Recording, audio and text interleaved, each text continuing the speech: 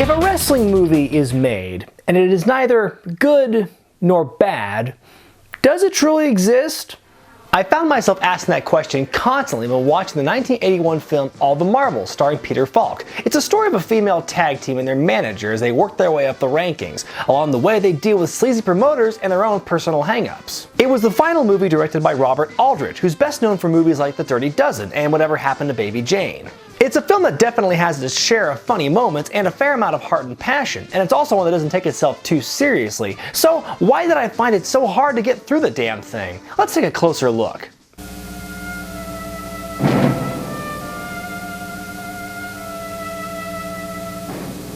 Why does that sound so familiar?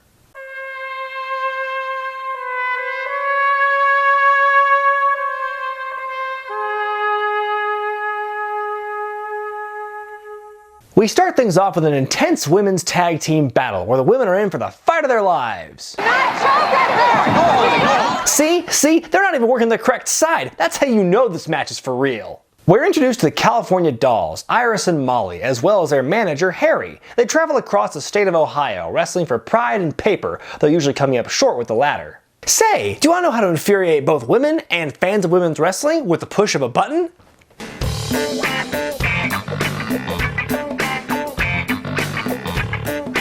Yeah, daddy like, alright. Thanks, I needed that. The Dolls win their match, then we begin what I call two fake outs and the plot. This is where we think we're getting three separate story arcs, but in reality, only one of them survives to make it into the main story. Is it this one? If you ever want to bring your girls to Japan to wrestle, I'd like to arrange a tour. Nope. Is it this one? Why don't you try one of the pink ones? You know, there might not be a tomorrow if you keep taking these. Nope. Is it this one? You sure 20? Harry, we charge a towel and linen service. What kind of crap is that? Not entirely, but you know what? Close enough. The girls are shorted on their pay, and Harry takes it up with the local promoter, Eddie Sisko, played by Back to School's Burt Young. His bodyguard is Luca Brasi, who has aged surprisingly well despite being garroted back in the 40s. Damn, 2 Godfather jokes in one review. I'm not even trying here. Harry, I don't care if you leave the planet. You're never gonna work for me again. Harry takes a stand by smashing Sisko's car with a bat. Come on, Harry, don't do it. Harry, don't you dare. You're not! I don't believe this. Oh my God. No, stop, don't. Stop that. Come on, stop it. Don't.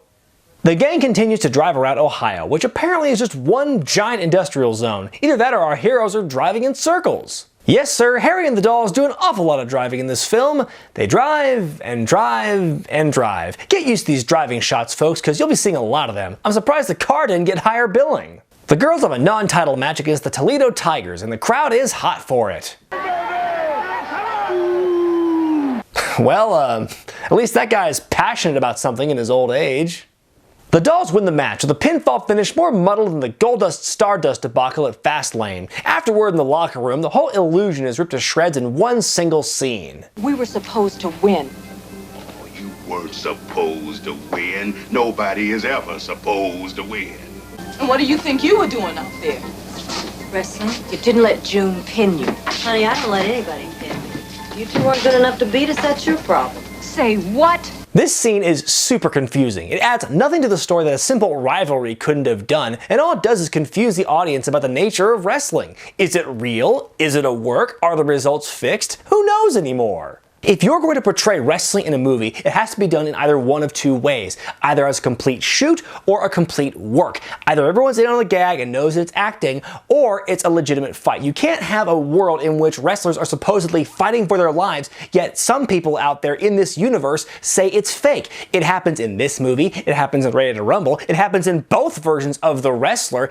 I hate to say it, but I think the movie that I've looked at so far that best portrays wrestling in a film universe is Body Slam. I mean, that movie sucked, but the one good thing it did was it showcased wrestling as a life or death struggle with no predetermined conclusions. The guys were fighting in the ring for real, with real consequences. The characters didn't have to defend wrestling against doubters who called it fake. In this film's universe, there was no doubt that wrestling was as real as any other sport. That's right! Wrestling's as real as it gets! Body Slam was a documentary, and it was the greatest film of all time, because I'm the star, baby! God, you again, Captain Luke? Just get out of here already. You'll regret this, you know what, who am I kidding?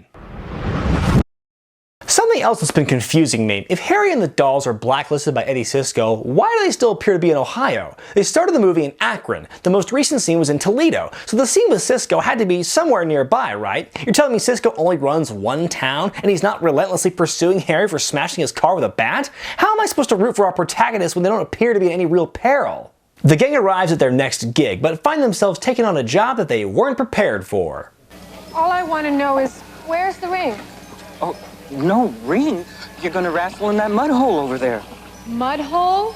The girls initially refused, but for reasons I'll never know, because either my copy of the movie was messed up or the editors just didn't care, the scene skips ahead and they take part in the mud wrestling anyway. Now get ready for boobs!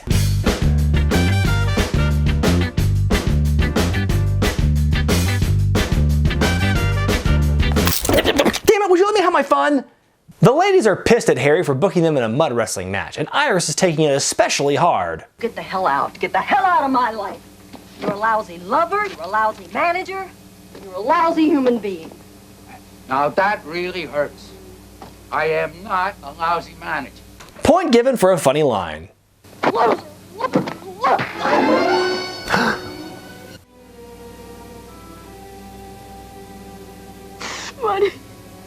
Why do you always have to hurt me? What do you know? Men, are your ladies acting up, all mad at you for being an insensitive jerk? Just slap them across the face. They'll calm them right down. The girls go to Chicago for a rematch against the Tigers, but unlike their first encounter, it doesn't go as smoothly.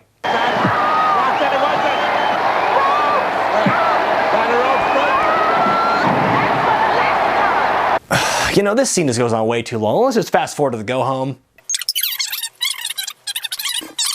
After the match, we're finally reacquainted with the closest thing this movie has to a villain, Eddie Sisko and his bodyguard Jerome. I see you brought the Hulk with you. I saw your picture in the post office. You look even better in person. Thank you. I don't really have a joke here, I just thought that exchange was funny, so I wanted to put it in this review. So there you go. Sisko has arranged a big show in Reno, and Iris is willing to do anything to get the dolls on that card. Why don't you take me dancing?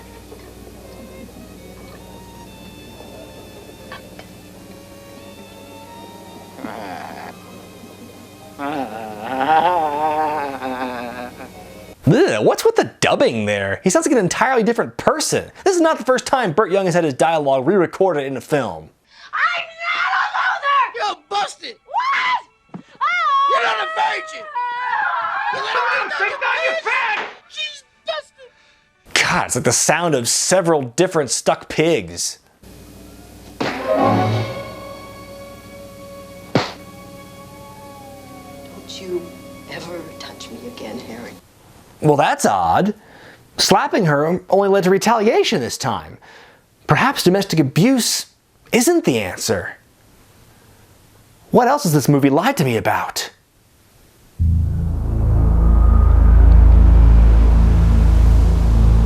Well, we only get about a minute to let that moment sink in as we once again get to see boobs!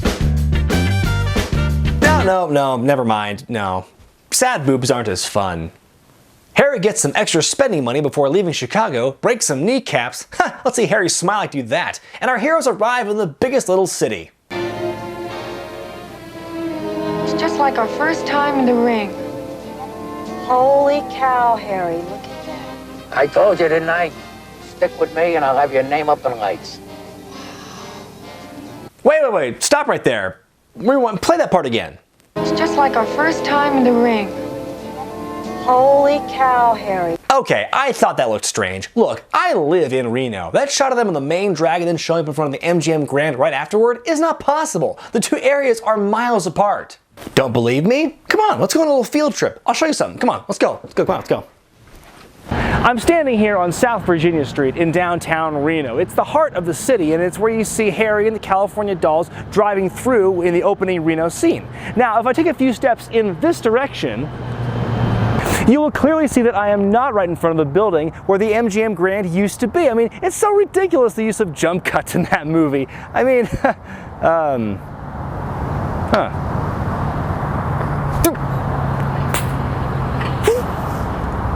Just a second. Just a second.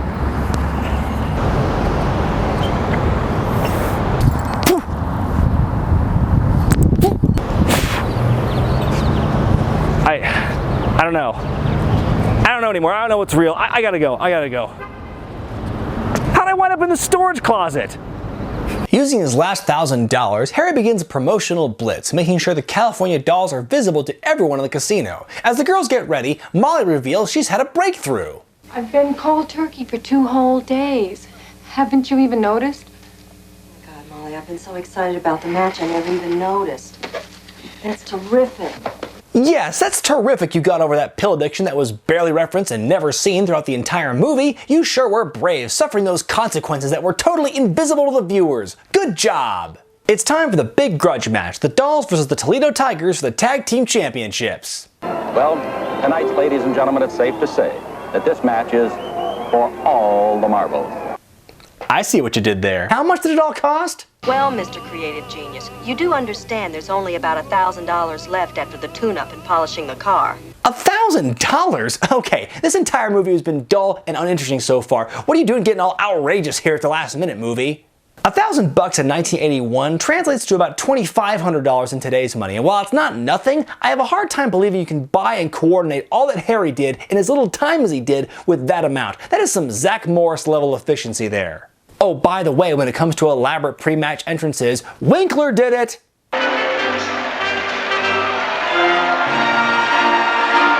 So the match is on, and it goes on, and on, and on, and on, and on, and on. Crooked referee. Doesn't DQ the Dolls when he gets beat up. Arm drag city, bitch. Racist announcer. Some of the fans that started yelling for the dark-suited Toledo Tigers early in the evening have now switched their allegiance over to the white-clad California Dolls. After a match that makes the Bullard-Taylor fight feel short in comparison, the Dolls manage to beat the Tigers just before time expires and wins the tag team titles. And that was all the marbles. You know, after watching it again and reviewing it, I still don't know what to think about it. Overall, All the Marbles is a decent movie. The heroes are mostly relatable, and you really root for the Dolls when they're getting the crap kicked out of them in the film. The acting was fine, and in spite of Peter Falk's gruff exterior, all the main characters have something endearing about them, even Eddie Sisko. It wasn't great like Mickey Rourke's The Wrestler, but it wasn't bad like Vern Gagne's The Wrestler. It was just somewhere in between. As a wrestling fan, I don't feel insulted or offended watching this movie, just bored. Wait a minute. What if this movie was not made with wrestling fans in mind? What if the filmmakers decide to make a story about relationships using wrestling as the backdrop and it just ended up kind of boring? They obviously did their research and did their best to make the wrestling itself look good. The training all the women went through was supervised by Mildred Burke, the same woman who trained the fabulous Moolah. That's not too shabby. But in the end, I find this film uninteresting because there's just too much pointless dialogue. All those driving scenes would have been a lot more interesting if the dialogue went somewhere or built to something. But a lot of it was just filler. You can't have long scenes with boring dialogue and long drawn-out wrestling scenes. All those other movies figured that out by getting rid of one or the other. Anyway, I don't recommend going out of your way to see this movie, but if you stumble upon it, it's worth a watch, if only to see Uncle Harvey from UHF canoodling with an Amazon. Now that's an offer you can't refuse. Bam! Managed to get one more Godfather reference in there. Alright, well, be sure to thumbs up this video, comment below, subscribe to Wrestling with Regret, and buy the t-shirt. I'm Brian Zane, and I'll see you next time. Maybe see Chow or maybe Tom Jones.